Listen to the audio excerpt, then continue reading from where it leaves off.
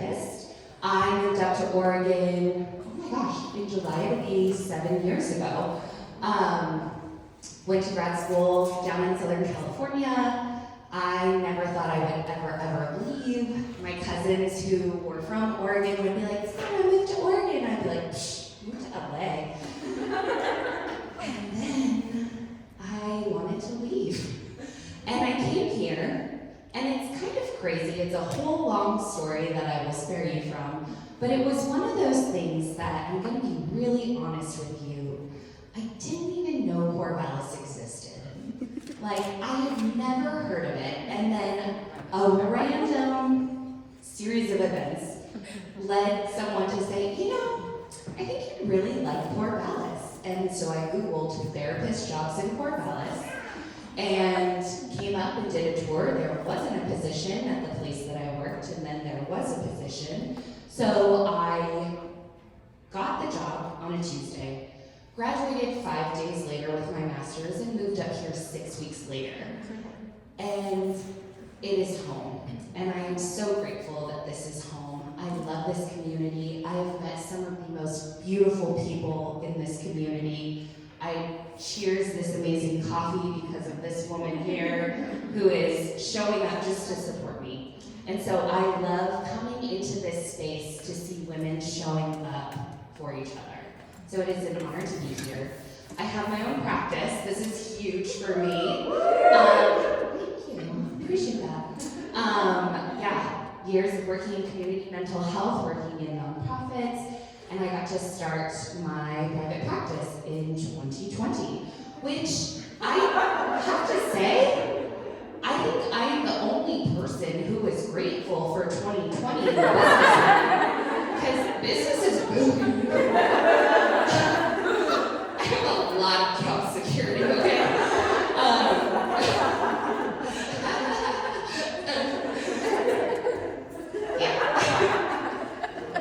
It's been hard, right?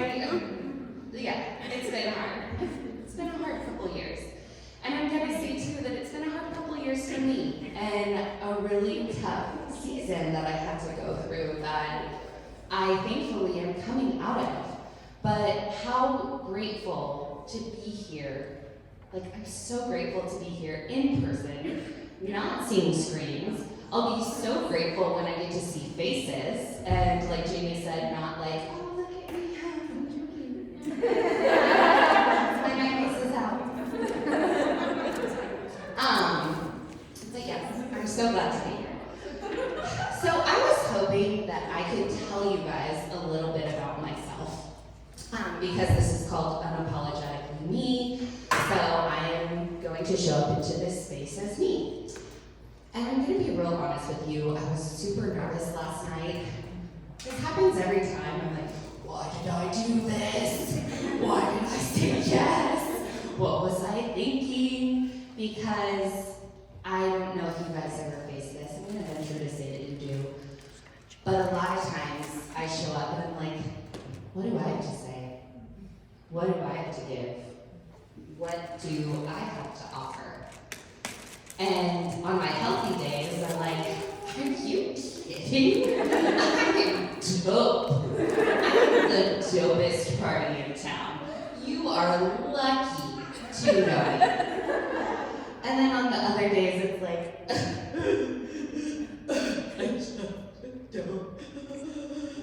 I don't know, whatever that is. It doesn't really make sense, it just happens. I have big feelings. So I wanted to share myself about me. I love hot pink. I love hot pink. Elle Woods. Come on. I just think it adds a little something extra. Sorry I didn't just spray my perfume on everybody's handouts, but that's totally something I would do. So even this, I'm like, okay, I'm gonna come into this space. I'm gonna come into this space as me. And also, it's so cute. And then you won't lose this because it's not a boring white paper. And it's cardstock, so it's thick. And maybe you could take a page from Jamie's book, and if you need to, just put it in your back pocket. Because that's what we do with things, right? We find them and we put them in our back pocket or in our purse. And then maybe 3 weeks from now, when your purse is so full, you'll come across it and be reminded, oh yeah, I should do this. So you won't miss it. So yes, you won't miss it, but also, because this is me. And if I'm gonna come in here and I'm gonna share myself, I'm gonna share the real me. I, at my office, have my own parking space. I live 0.7 miles from the office. Do I need my own parking space? No. But do I need my own parking space? Yes. So I asked my landlord if he would paint my name in hot pink. Thinking he would say no. I'm like, I'm just gonna float this out there, half joking, half not. So my parking space says Sarah Barbuto in hot pink, and I love it. I love it. I love hearts, I love bows, I love red, I love pink, I love glitter, and I love this purse. That pairs with my phone, so I can literally talk on the phone. This is my favorite thing that I have bought. And I almost didn't get it. Because, has anyone ever been told that they're too much? You're too much. You're just too much. Or like, the more modern version, extra. Okay, I can own it. I'm a little bit extra. I have a hot pink parking space. But how many times have I gone into a space and walked out thinking, was I too much? Did I say too much? Was I too loud? Did I interrupt someone? When I talk, are people just so sick of listening to me talk? Did I, I said that thing, and I so didn't mean it that way, and even though I apologized for it 7 times, did they really know that I didn't mean it that way? And it's just a constant, I'm seeing laughter. Do we agree? Do we relate to this? Yes, okay, cool. Also, that's the beauty of this space as well. When you come into this space and you are vulnerable enough to say, hi, I'm a hot mess. I know that I look put together, but sometimes my secret, the days that I look most put together are the days that I feel the worst. And you wouldn't know that necessarily because I show up and you just think like, oh, good for her, she showered today. So I just wanted to touch on that. So like I said, hearts, bows, polka dots, glitter. I'm basically Minnie Mouse. And if her house weren't made of plastic, I would live in it. I love it so much. I love Disney Channel movies. I love them. Have you guys seen Zombies? It's so good. I used to be like, oh, well, I work with kids. I have to know these things. No, it's because I like them. I really like them. Okay, I'm going to tell this story. I think I was 24, and my friends were in their early 30s. She was somebody, she's a family friend I'd grown up with.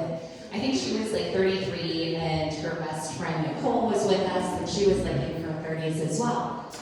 And I liked the Jonas Brothers before they were cool. I mean, they were always cool, let's be honest. They're so cool. But I was in my early 20s, and I loved the Jonas Brothers. And so I'm still living in Southern California. In Hollywood, they have the Pantages Theater. And the Pantages Theater is incredible. It's all old style, it's vintage, they have the lights, it's gorgeous. They have concerts there, it's right next to where they film Jimmy Kimmel. It is the place to go. And so sometimes they do these shows in advance, it's somebody comes out and they work the crowd and everything, they have music, they have giveaways, it's a full thing. So when the Jonas Brothers 3D experience came out, that was the place that I was gonna see it. So we're okay, we're gonna go, and we're gonna go in the evening because then there won't be a lot of kids there. And so we go down, and I think it was maybe a 7 go, oh, they're here. Okay, like, oh, cool, like, that's so wonderful. Everyone's really nice, super friendly. We get our popcorn in a special, collector bucket. Don't have it still, not order. And really excited though. And so the three of us show up, 24 years old, 30, early 30s, and we are the only people in the whole theater. And the man who does the pre-show walks out, and he sees three adult women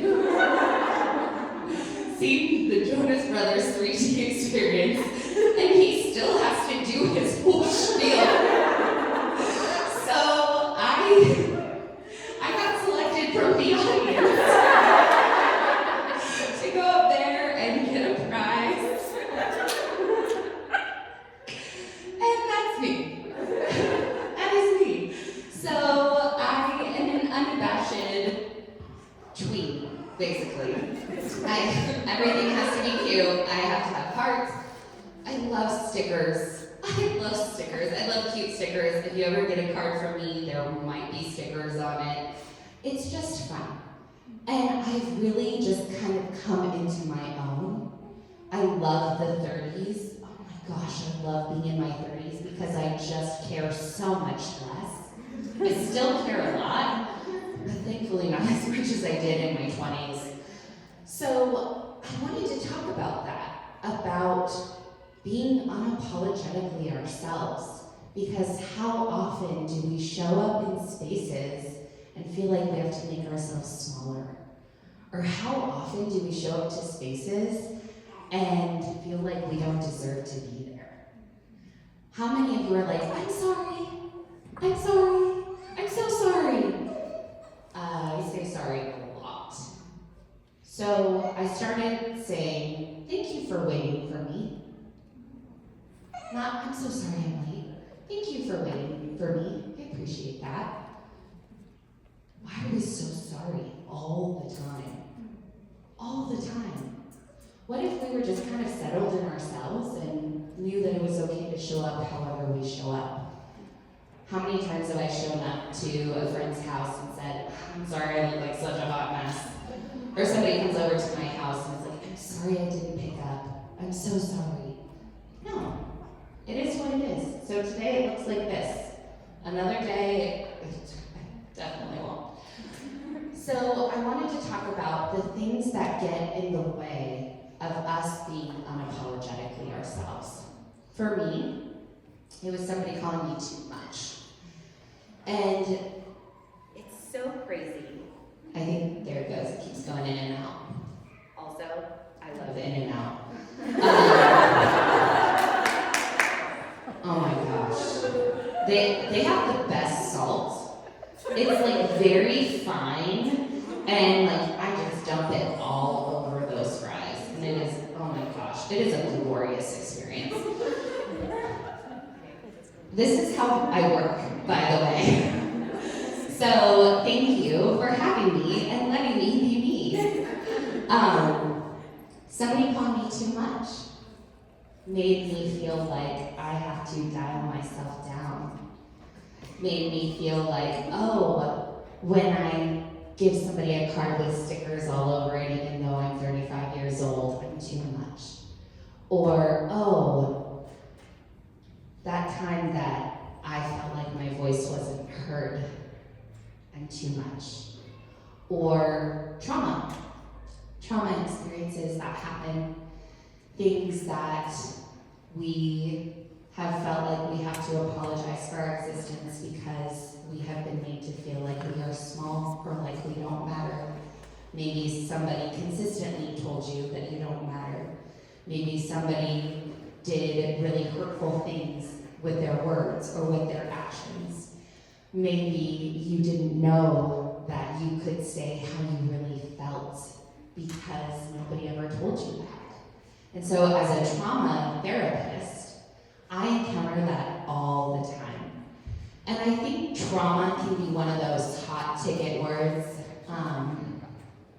Some people really like to say trauma, some people really like to say toxic. Some people really like to say, you're violating my boundaries. I want to like bring those words back and give some clarity, because I think people get a little excited. When I say trauma, it is any time you are in a situation that somehow robs you of your autonomy. So when you show up to a space and you don't have your needs met, so in children, neglect sometimes. We see it in emotional abuse, we see it in physical abuse, we see it in sexual abuse. But there are also relationships that can be traumatic. But I think a lot of times, we are dismissive of how much of a toll these things take on us because we're too much, or because we have to apologize for our presence, or because we feel bad about coming in and taking up space. And I see this over and over again in the incredible women that I work with, who I get the joy and honor of saying, there it is again. I think it's a sign I need to go in and out. That you matter. That your voice matters. That you deserve to be here. That we're glad that you're here. And not just here, but wherever here is. Whether it's at home, whether it's at work, whether it's at school, whether it's at the park. You matter, your voice matters.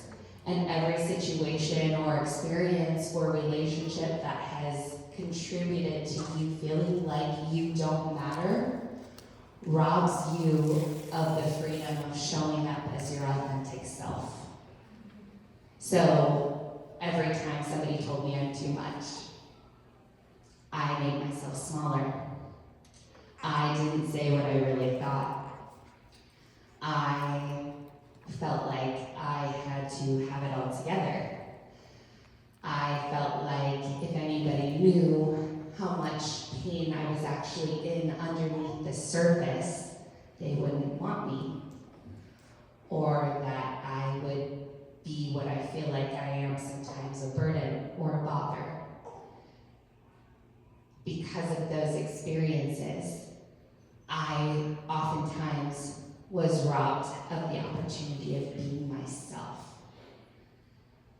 I wouldn't tell that joke that I thought was really funny, which I am really funny. I'm just gonna own it. I'm funny.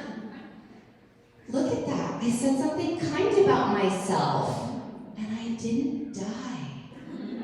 And I didn't have to qualify it with, I don't want to sound cocky, but no, I'm funny. I'm smart. I have a lot to bring. And the thing that I've learned through the healing that I've done is that, yes, I cannot control those situations or experiences in which my autonomy was robbed from me.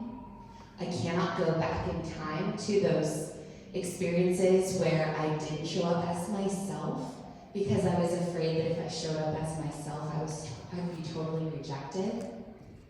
And so I'm just not going to show you my full self, because if I show you my full self, you might not like it because I don't always like it. Dang, it's really sad to think about. Or how many relationships I held onto for so long that I was so willing to give of myself to and pour myself into that really weren't reciprocal. The thing is, I really had to learn that it's not all about me. Oh my gosh, it's not all about me. My Anne is one of my best friends, and she's like, Sarah, I'm just gonna tell you, people don't think about you as much as you think they do. Like, so sweet. But so true, right? Because those ruminating thoughts that I have of, did I say this thing that might have potentially hurt this person, or if I walk into this space and I see that someone's upset, is it possible that it's not because of me? Is it possible that I didn't say or do something that hurt them, but maybe they're dealing with something completely different that I have no idea about? Wow. Hold it up. Closer. No, like.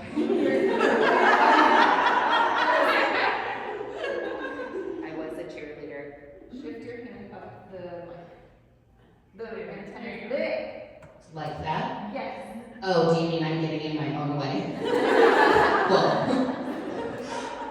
you told me in one sentence what took years of therapy to learn. If you're not already, you might want to think about a career change. I also love that. Oh my gosh, I love that. Thank you. I had a client yesterday come into my office and be like, Sarah, you really need a coat rack. And I was like, you're so right. I do. And A pink one. yeah. It doesn't match my office aesthetic, but I love it. Maybe I can find like a black and gold one with hearts or something. I don't know, polka dots. But, see? Okay, that time it wasn't me.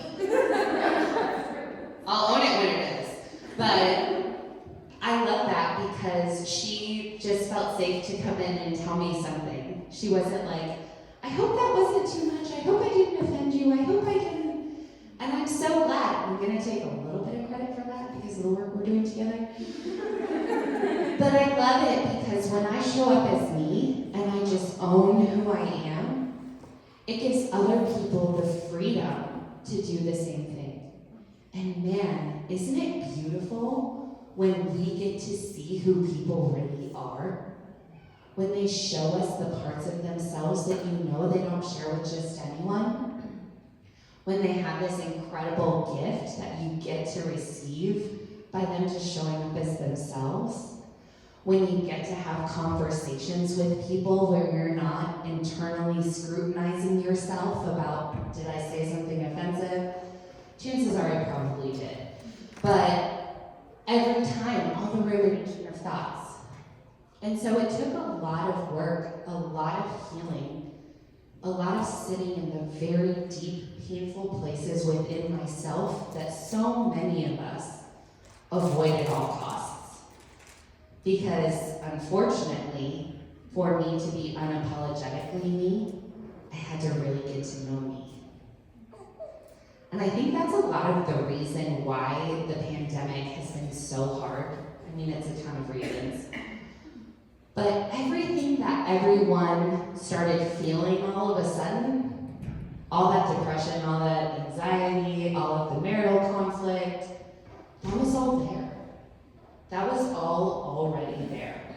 But we're so busy all the time. We are so distracted all the time because, ooh, there's that uncomfortable feeling again. Guess I better check Instagram. There's that uncomfortable feeling again. I better make plans with someone. There's that uncomfortable feeling again. You know, I think I really do want to do those dishes today. That doesn't ever happen. But so often we avoid sitting with ourselves because there is messy, hard, painful stuff that we have to sit with and that we have to face. And the thing is that I think I was so afraid of knowing who I was because I don't like a lot of my things. I didn't like this thing about me because somebody said that was too much. I don't like this thing about me because I'm worried about being offensive. I'm gonna dial back how blunt and outspoken I am because I've been called the B word. I'm not going to say how I really think or how I really feel because somebody might be offended and then act out on me. And the thing that I've had to learn, that's definitely not about me. If somebody reacts to me that way, that is everything to do with them. Because at the end of the day, the person I spend the most time with is me. So every time I go into a place and I'm not my full self or I don't say what I really think or what I really feel, the person who pays the price is me. And I have to sit with that. And so I think a lot of that feeling of I don't like me was because I actually wasn't showing up as me. I was showing up as the me that I assessed would be the most received or the most accepted. There's a lot of parts of me. I am a social chameleon because I am interested in a lot of different things and I love people, and so I can find something that we connect on. But sometimes, before I had done all that healing, I would do that at the cost of myself, where I wouldn't share the fullness of what I thought or what I felt, or I wouldn't show how dorky I really am, because what if this person doesn't like it? And so the more that I healed, the more that I sat with myself and went to those scary, deep, painful places, I tell my clients, I will never ask you to go somewhere that I have not already been or wouldn't be willing to go. And unfortunately, I mean that.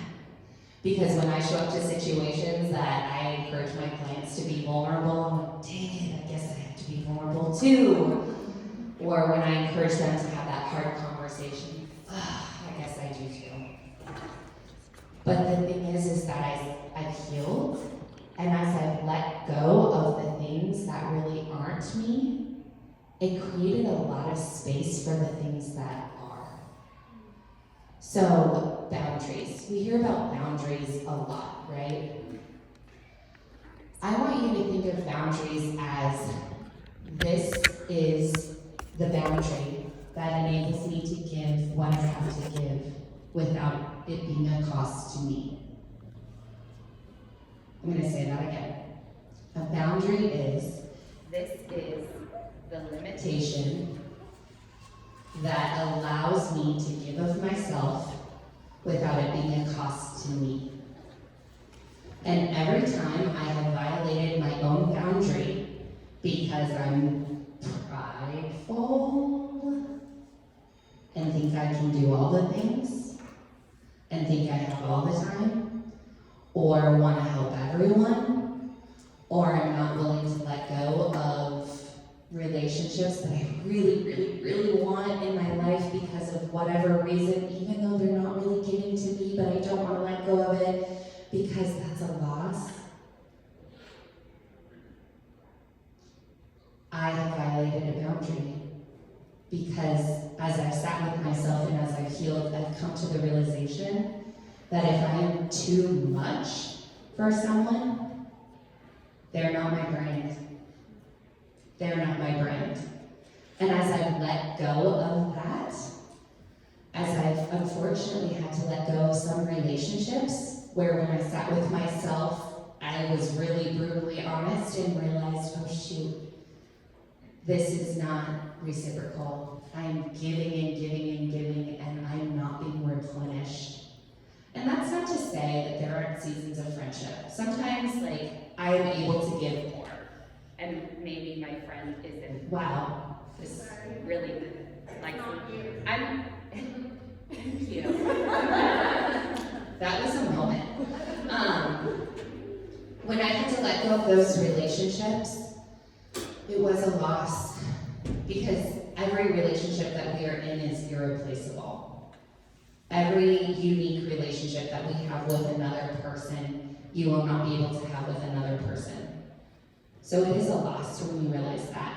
But I also learned that maybe they couldn't give me what I was hoping they could give me. That maybe not everyone can love the way that I love or want to be loved. And when I let go of the fact that it wasn't about me, that maybe it was about them, maybe it was about healing that they needed to do. Maybe it was about their boundary that they realized they were giving too much. Maybe it was about them just not being ready for me, or maybe them not being my brand. It was a loss. And it created space for people who really show up. Like someone who shows up on a Tuesday morning just to cheer me on and brings me coffee in the process. Or women who let me come into space and cry. and cuss, little old me, I'm a lady. Or say, this is how I really feel. Or, I'm a hot mess right now, and I don't know what I feel, but I just need to not be alone. The thing is that when I started dialing into who I am and my truest self, and let go of the expectation maybe that others placed on me or that I placed on myself so often to be perfect and prettily packaged and take up the least space possible so that you bother the least space possible so that you can be for everyone. That's bland. That's so bland. That's saltines.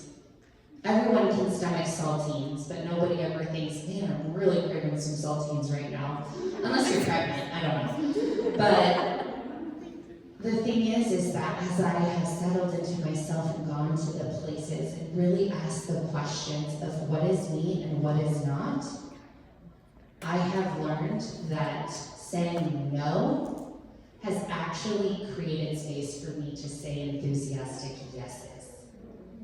Just because I believe in something doesn't necessarily mean that I have to be the one to do it. Just because I'm on board with a cause or something that's happening doesn't mean I have to chair the whole committee. Or just because I like someone and who they are doesn't mean they have to be my best friend and I have to spend all my time with them. Letting go actually created space for people who I am their brand. And the coolest thing is that when I show up as my authentic self, it's very kind to me because I get to go home at the end of the day and be like, all right, I got to be me today. And I'm okay with that. And the beautiful thing is that when I am unapologetically me and own that, you also get to be unapologetically you.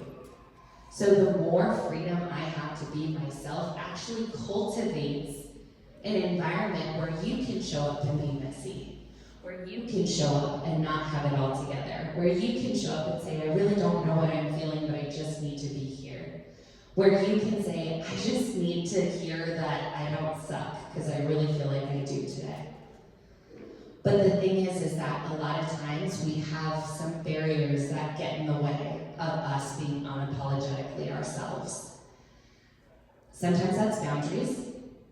Sometimes, it kind of like baffles me because I've heard people be like, you're just so good about boundaries. And I'm like, I am? I had to be really bad about boundaries to learn about boundaries because I realized I was giving so much of myself and then resenting people for doing it. Because when they asked of me, I was so worried about disappointing them or maybe them not being okay with my answer, that it came at a cost to me. And then I end up resenting them for something that I said yes to. That's not fair. So maybe I don't have to be all things to all people, and maybe I don't have the energy to do all the things, and maybe I can't help everyone, and maybe I'm not supposed to, because when I'm unapologetically me, and you're unapologetically you, maybe you're supposed to help that person. And you'll know because you'll be enthusiastic about it. Time and energy are our most valuable resources. Think about all the things that we do when we're saying yes to that. What are we saying no to? And as women, a lot of times what we're saying no to is ourselves.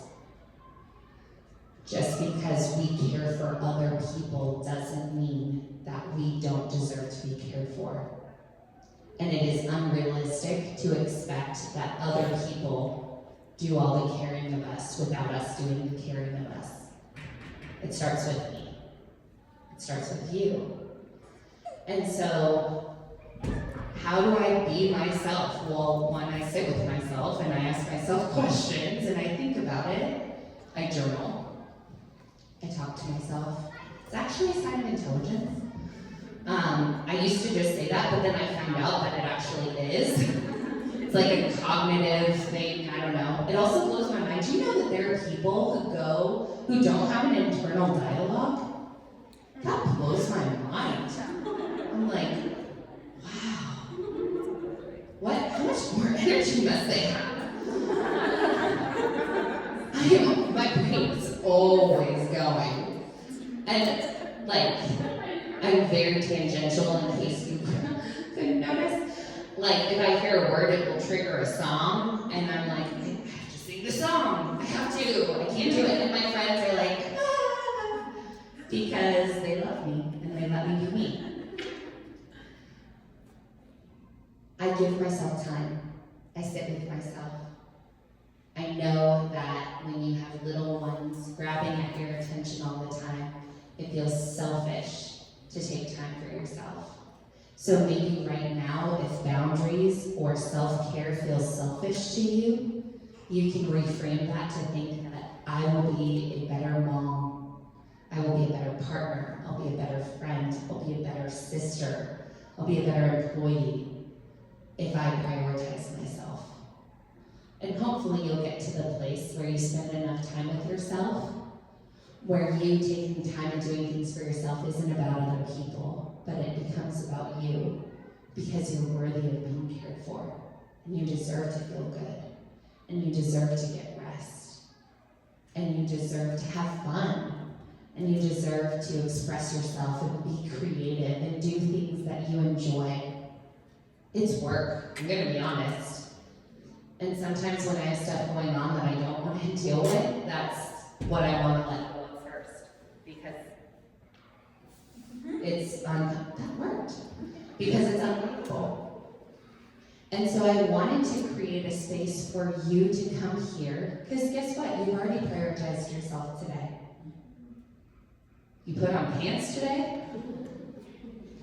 That's a big deal sometimes. Yeah. Can we just, 3 weeks. Thanks.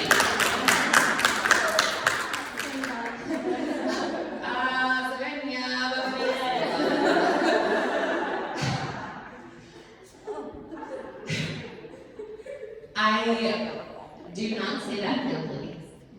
You showed up for yourself today. You said, I need to be around people. I need somebody else to look after my kids today so that I can go be an adult, so I can have a conversation. I put this together, and we'll go through that. But first, I'm going to read for you what is on the back. And this, I'm going to be honest, is hard. And I wanted to give you this because these are the ways that we speak kindness to ourselves. Because we deserve kindness, regardless of whether or not somebody ever told us that, or regardless of somebody making us feel like that's selfish, or regardless of somebody maybe making us feel like we don't deserve good things. But when we speak to ourselves this way, it's like how we speak to our kids matter. Our kids. My kids that have yet to be born, it will matter. How we speak to other people matters. How we speak to ourselves really matters. And so I'm going to read these for you. And I challenge you in this week to read these for yourself out loud.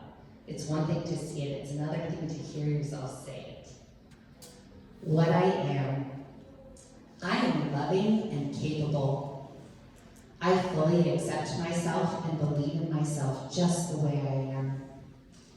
I am a unique and special person. I accept all the different parts of myself. I am already worthy as a person. I don't have to prove myself. My feelings and needs are important. It's okay to think about what I need. It's good for me to take time for myself. I have many good qualities. I trust in my ability to succeed at my goals. I'm a valuable and important person, worthy of respect from others. I deserve to be supported by the people who care about me. Other people like to be around me. I know what my values are and I'm confident about the decisions I make. I'm optimistic about life. I look forward to and enjoy new challenges. I take pride in what I've accomplished and look forward to what I intend to achieve. I easily accept compliments and praise from others. I love myself just the way I am. I don't have to be perfect. To be loved. I'm gonna say that again. This microphone doesn't have to be perfect to be loved. I don't have to be perfect to be loved. The more I love myself, the more I'm able to love others. Okay, we're done here. We're done. This just doesn't have what I need today. Okay. It needs a break. It expressed its boundaries. It is okay if these do not feel true to you. It is okay because that is where you're at right now. And like I said, there are some days where these do feel true to me, but there are also days that they don't. And I say them anyways. Because these are true. You are worthy and deserving of all of these things. And so for some people, it's easier for them to say what I'm learning than what I am. But you need to hear that just because this doesn't feel true, it is still true. What I am learning, every day I'm learning to love myself more. I'm learning to believe in my own unique worth and capabilities. I'm learning to trust myself and others. I'm learning to recognize and take care of my needs. I'm learning that my feelings and needs are just as important as anyone else's. I'm learning to ask others for what I need. It's okay to say no to others when I need to. I am learning to take life one day at a time. I am learning to approach my goals one day at a time. I'm learning how to make more time for myself each day. I'm learning how to let go of doubts and fear. I'm learning to let go of worry. I am learning to let go of guilt and shame. I am learning that others respect and like me. I'm learning how to be more comfortable around others. I'm learning that it's okay to make mistakes. I'm learning that I don't have to be perfect to be loved. I am learning to accept myself just the way that I am. Those are all the truths. On this side, we're going to talk about some of the things that help us embrace those truths and some of the things that maybe get in the way of us embracing those truths. So, activities that bring me joy. I love singing, I love going to concerts, I love hanging out with my friends, I love talking to people, I love hearing people's stories, I love puppies and babies, and oh my gosh, if you ever have a baby that needs to be held, I am your girl. I volunteer as tribute. I love reading, I don't love journaling. I like writing, but I don't love journaling, mostly because I feel a lot of things. Anyways, but it's good for me. My people. The people who I can be totally unfiltered with. Thankfully, I have one of them here today. I love her. As I said no to the people who weren't for me, it created space for the people who were, and man, they show up. Whichever version of me it is. And my hope is that you have people like that. And my hope too is that if there's anything that gets in the way of you being unfiltered, that you can sit with that and explore it and maybe heal the things that keep you from that. Self-care. Self-care is not selfish. It doesn't mean like, all right, well, I'm just gonna dial into some self-care, so you just feed yourselves today, kids, okay? It's not like that. Self-care is, what are the little things that I do that make me feel cared for? Sometimes it's going for a walk, going to my favorite coffee shop and reading, stretching, a face mask, I don't mean this. Enjoyable reading, journaling, even though maybe I don't love journaling because I have to sit with all the things, I know it's good for me. So sometimes self-care maybe isn't the thing we're most enthusiastic about, but it is something that we know is good for us. What might I need to let go of to be more unapologetically me? What might I need to let go of to be more unapologetically me? For me, it was the need to look pretty and put together and perfect all the time. For me, it was letting go of maybe it's not all about me. And when I say it's not all about me, it doesn't always have to be in the prideful way. It also can be in the self-deprecating way. That makes me think that everybody's upset with me or that I did something or I'm going to do something. And my guess is that as I'm asking these questions, y'all are thinking of things that are glaringly obvious to you, and that's wonderful. So write those things down, but also sit with these things because there's more that you need time to figure out. What do I need to say no to so that I can free up my enthusiastic yeses? I feel like saying no has such a negative connotation, and like, we always joke about it how like kids, that's one of the first things that they know how to say is no. Yeah. But no also empowers our yes. And so, yes, I believe that this thing is really good. I'm so on board with what they're doing. I believe in it, and I support it. And that doesn't necessarily mean I have to give it my time and energy. That maybe it's okay to just believe in it. Maybe the way that I support is to send an encouraging word to somebody who's really involved in it. Maybe I donate to it. Maybe I volunteer for one thing, not all the things. I say that as a recovering volunteer, an over-volunteer. That, ooh, actually, was I volunteering so much because I was avoiding someone? Yeah. Which affirmations do I want to embrace in this season? There were a couple of these names that if you heard it, you're like, oh, those are the ones.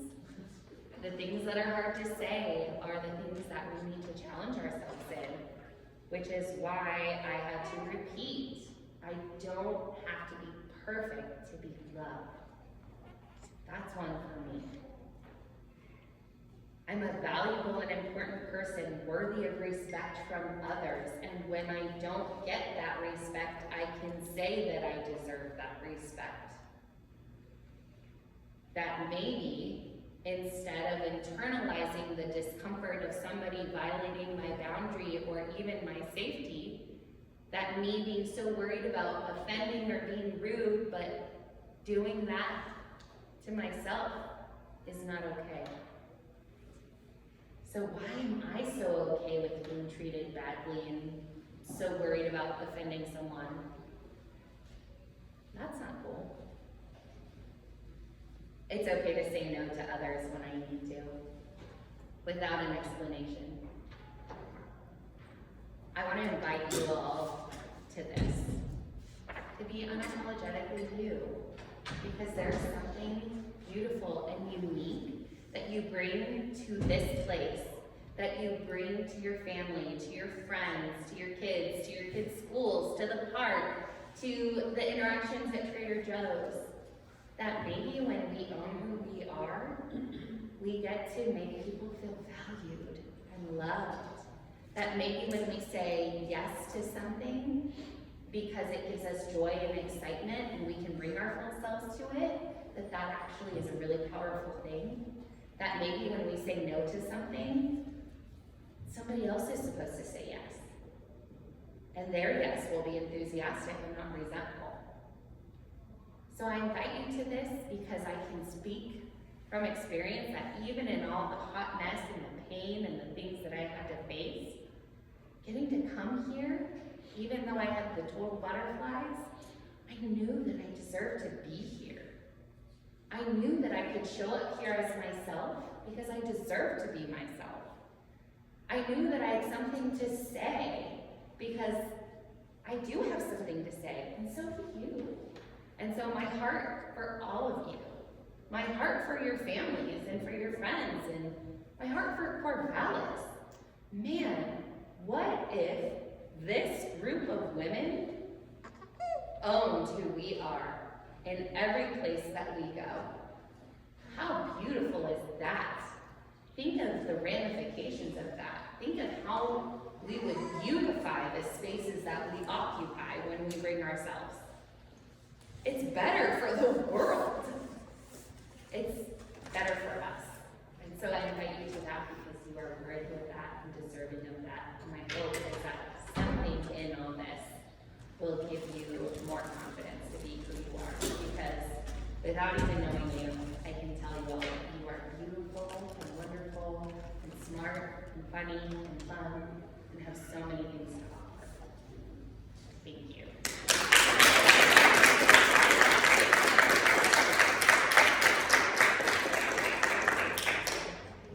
Thank you so much, Sarah. That was wonderful. Do you want to take a few questions now, or would you rather give them a little chance? Let's take the questions. Yeah. Are you ready for these questions? Born ready. Okay. And if I'm not, I'll say I don't know. Perfect. That's good. Who's gonna do it? Who's gonna break the ice? Yes. Where'd you get your fur? Love that. Betsy Johnson. I love Betsy Johnson. I think she's in her 80s. And my friend Erin worked for Nordstrom. She worked in HR. And she got to go to this event that Betsy Johnson was at. And she entered it by doing a cartwheel. And I was like, goals. I love her. She does like hot pinks and hearts and bows and flowers and some of her stuff's a little out there. But the stuff that's for me, I love it. So, Betsy Johnson. Yeah.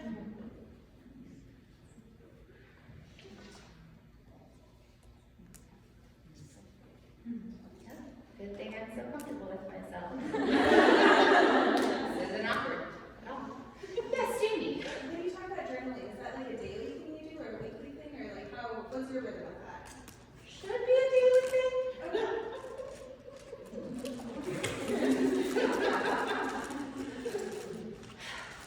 Yeah, so the thing I'm going to say about journaling is that you have to write as if nobody's ever going to read it. Which is hard for me because I really like communication and like writing and everything and grammar and that's another thing. I love finding typos. Oh my gosh, especially something that's been published. I'm like, who is this? I seriously love it. I just kind of own it. But I try to make it a daily thing, and some days I am so exhausted and depleted that I don't, and that's okay too. Some days I just tell myself I just need to write a sentence or two, and then I'm like, oh wait, I forgot that I'm me and I don't know what to say. But yeah, it's whatever it can be. Also, I want to encourage that you can also use your phone. Like, phones aren't all bad. They also have wonderful things like apps that have different like grounding exercises and mindfulness exercises that you can use. But they also have the notes app. So I have a ton of random notes about a ton of random things I think or feel or just need to get out. And I find that most of the time when I get to vent in my journal or on my phone, I don't always need to talk to the person who's really upsetting me. Sometimes that's for me to work out. Or I don't always need to tell everyone like that loves me and supports me. Sometimes there are things that are for me to work out for myself. So, but that only happens if I do it.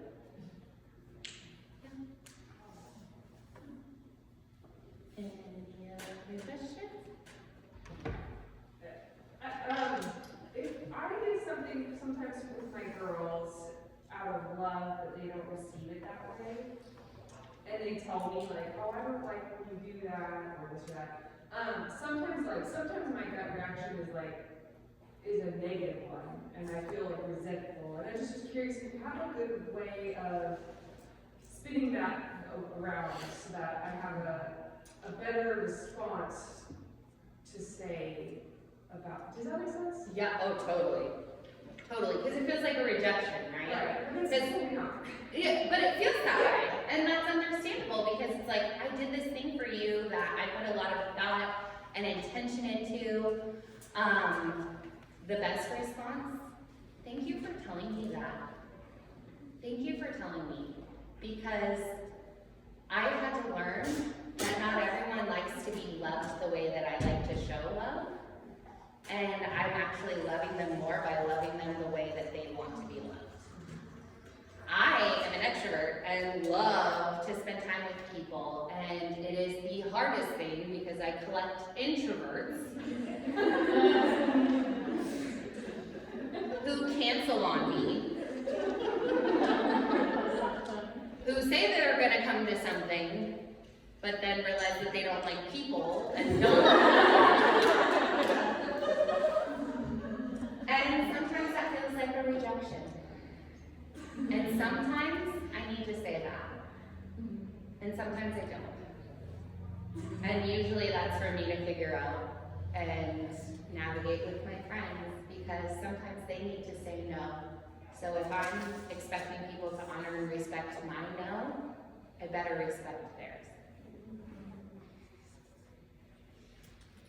After you feel when they, in that sense, that you're much nothing you said to them if you were back then. Ooh, I love that! Have fun being too little then. That's the salty version of me, the In-N-Out salt. I think it would just be like, I guess you're not my brand then, and I'm glad I know now. Hope you find your people. You missed out, because I'm dope. So, yeah. I love that question. Okay, I have a question about boundaries. I'm pretty good with boundaries. My children are learning to be really good with boundaries. That is a very good growth mindset way of presenting that. My children are learning to be good about When boundaries. I say it's not okay for you to talk to me that way, and then I say you need to take the chickens out, and they say you can't talk to me that way.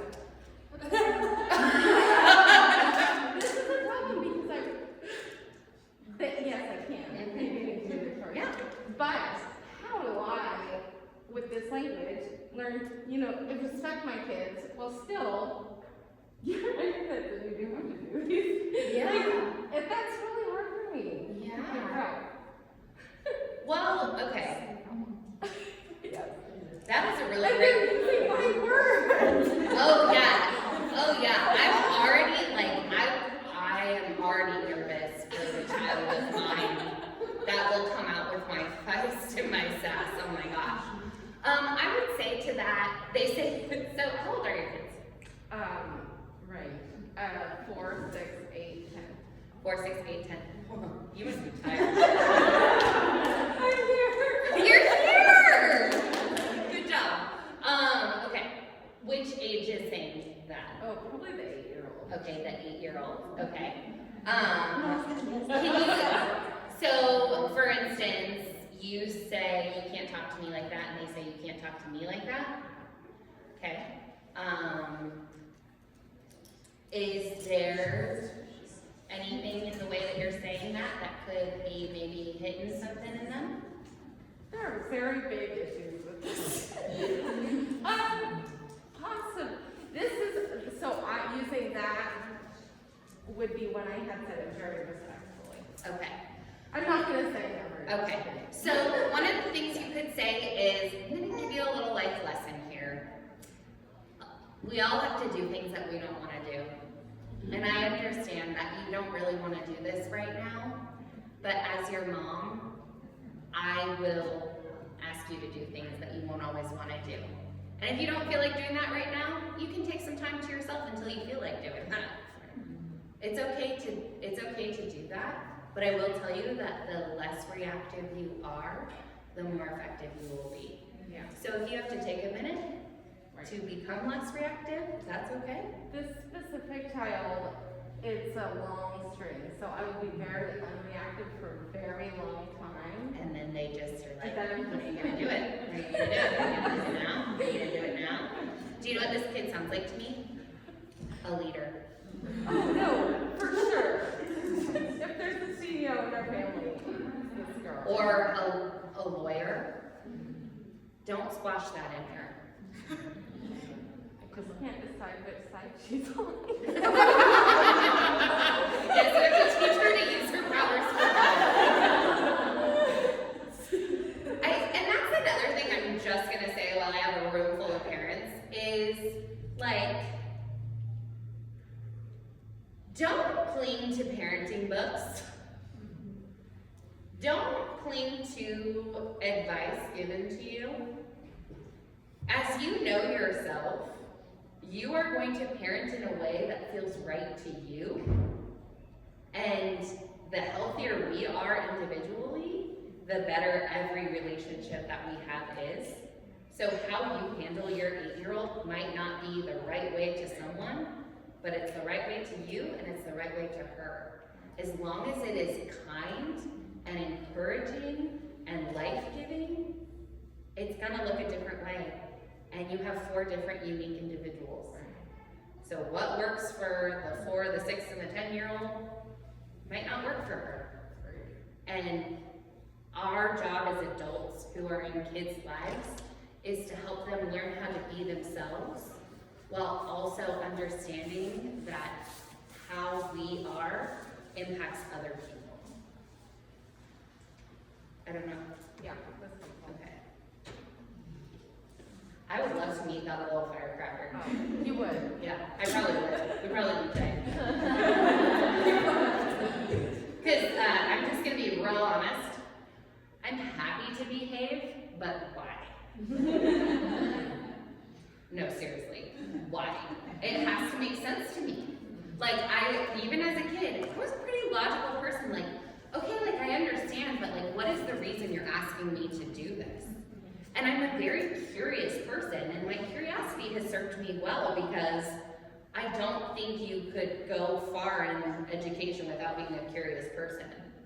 And I get to be curious for a living and ask questions. And so there is something in this girl that you are helping to shape that she will get to carry into the rest of her life. And if you teach her how to be okay with who she is and empower her, because she's gonna be the little girl that people might call the B word because she's a leader and because she has thoughts and feelings. But if you can teach her to show up to spaces and know that her thoughts and feelings and voice matters, but also that maybe it doesn't need to be heard all the time, that's gonna be awesome. But as you do it for you, you're doing it for her too. Anybody else? Cool. I don't know how much time. Yeah, perfect. Okay, perfect. Yeah. Do yourself a favor and do this. Give that to yourself. Thank you so much.